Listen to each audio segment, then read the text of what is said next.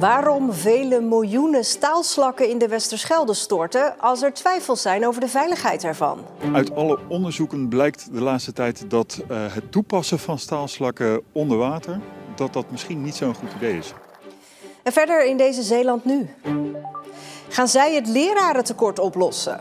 En waar je liever niet bent als het vriest?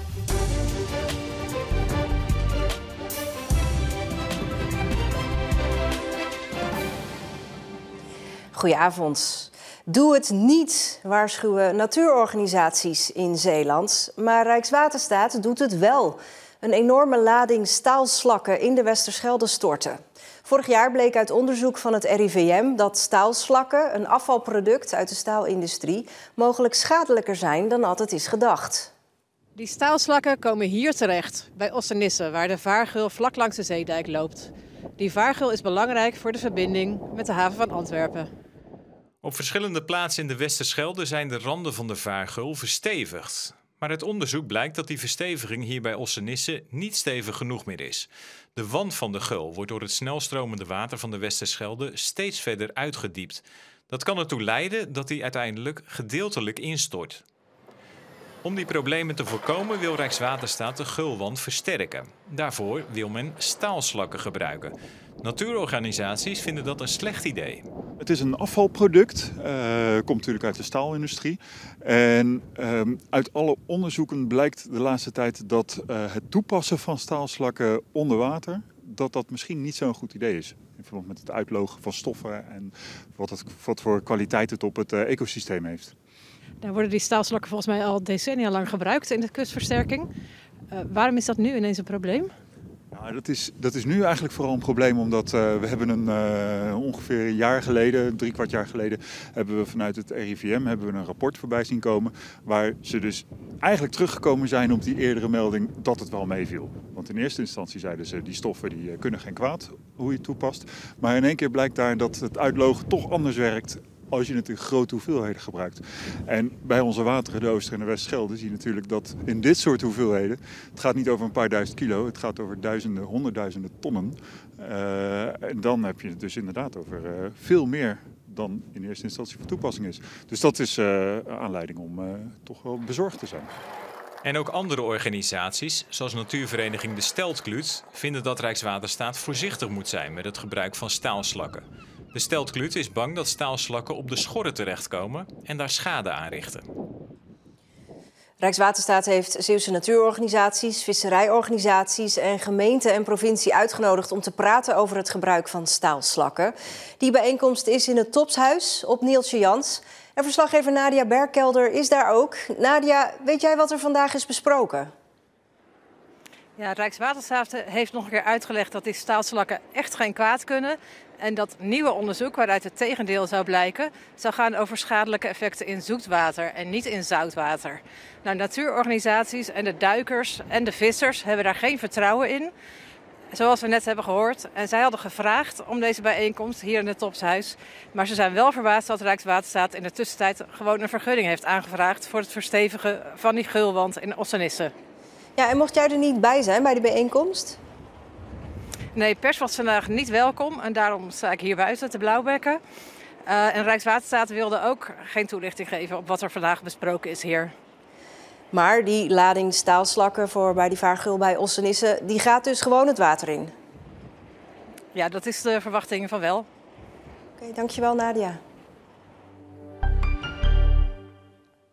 De gemeente Rijmerswaal heeft een dure jaarwisseling achter de rug. Ten opzichte van vorig jaar is de schade door vernielingen en vuurwerk verdubbeld en komt nu uit op €30.000. De meeste schade was in Krabbedijken, waar onder meer een glasbak werd opgeblazen en een benzinebom voor een vuurzee zorgde. In het dorp gold op 30 en 31 december een samenscholingsverbod. Maar dat heeft niet kunnen verhinderen dat er daarvoor €11.000 schade werd aangericht. Middelbare scholieren die overwegen om leraar te worden in het basisonderwijs konden vandaag een dagje meelopen op een Zeeuwse school.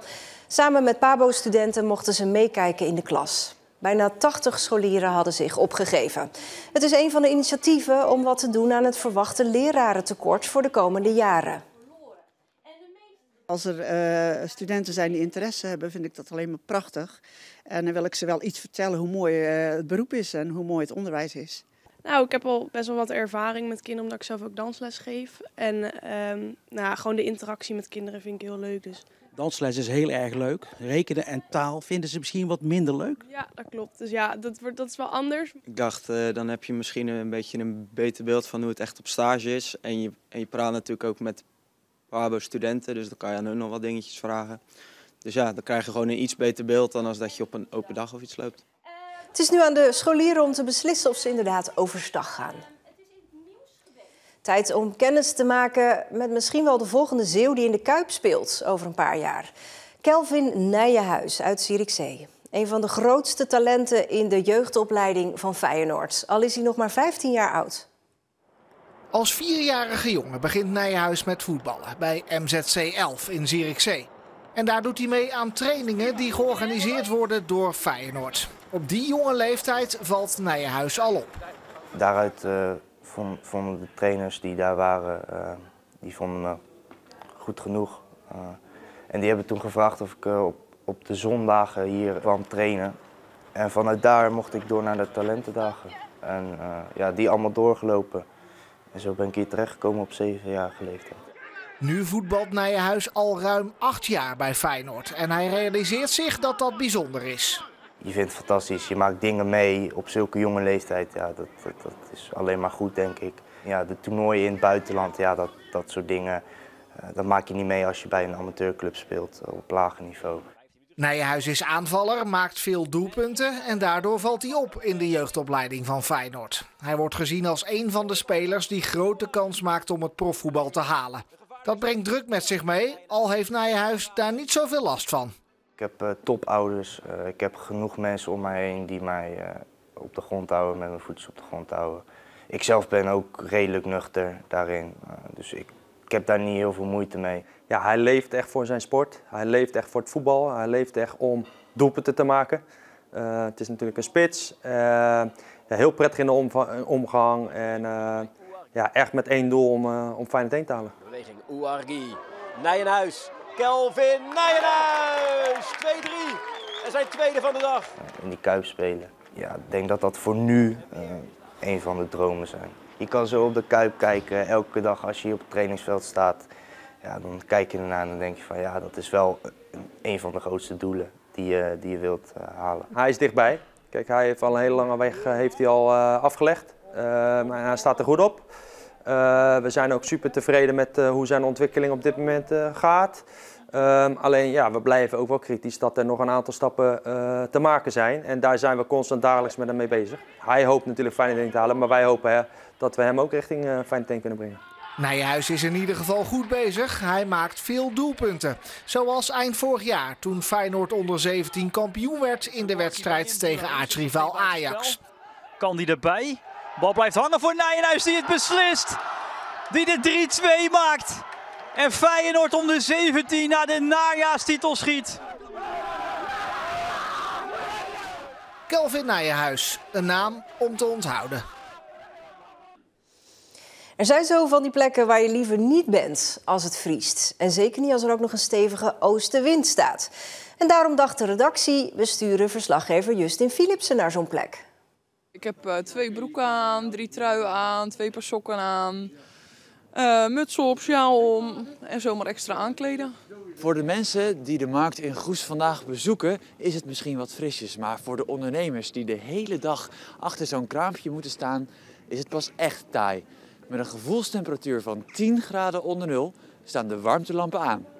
En ze draaien overuren. Want ja, fraai is het niet, maar het kan altijd erger. Ja, het is best wel afzien, maar we hebben wekenlang natuurlijk regen gehad. Dat is eigenlijk nog rotter. Dan kan je dan beter kou hebben, dan kan je op kleden. En we hebben ook een kacheltje. Dus, Een kacheltje, maar ook een kom soep doet wonderen. Waar de meesten hopen dat het zo snel mogelijk 5 uur wordt, zijn er een paar die enkel omschreven kunnen worden als echte bikkels. Ja, het is ook wel eens kouder geweest hoor. Volgens mij was het 2 jaar geleden was het elke dag min 6. Was het koud. Vroeger. Was het pas koud? Ja. Toen min 18, min 20, weet je het nog, Stef? Min 18, min 20 zat hij. Ja, je pa heeft er ook verstand van. Ja, die doet het al 30 jaar, staat hij al op de markt. Hè? Dus dan, Ik houd het wel vol vandaag, ja. We hebben een kacheltje, we hebben zeiltjes, dus nee, wij houden het wel vol. Geen probleem. Ik voel mijn vingers niet meer. Nee, dat is echt, nee, ja, daar heb ik eigenlijk niet, nee, daar heb ik niet, geen last van.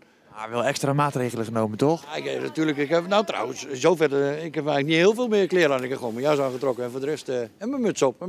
Maar ik heb geen haar meer, hè, dus kijk, dat heb jij nog, hè. Dus. Succes vandaag. Hey, dank je. Jij ook, hè, met je handjes. Ja, hè. Komt goed, hè.